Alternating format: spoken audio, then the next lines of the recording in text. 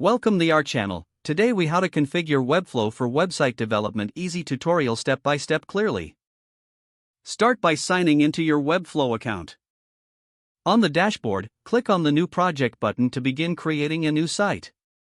Select a template or choose blank site to start from scratch. Once you've chosen a template, click on Create Site to proceed. You'll be directed to the designer interface where you can start customizing your site.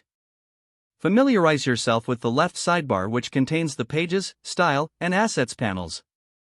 To add a new page, click on the Pages icon. In the Pages panel, click on the plus symbol next to Pages to create a new page.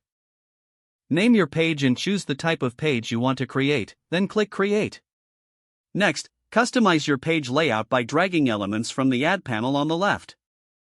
Select a section to begin your layout, then add containers, columns, and other elements as needed. Use the Style panel on the right to adjust typography, colors, and spacing for each element. To create your navigation, add a navbar element to the top of your page.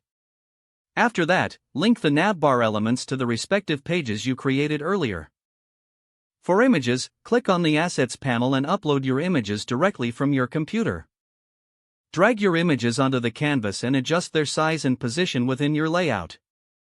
To ensure your site is responsive, switch to tablet and mobile views in the designer interface. Make necessary adjustments to elements for different screen sizes.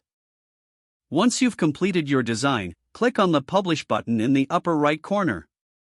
Choose the domain where you'd like to publish your site or connect to a custom domain.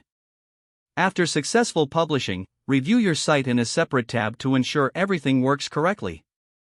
If needed, return to the designer to make additional adjustments and republish your site.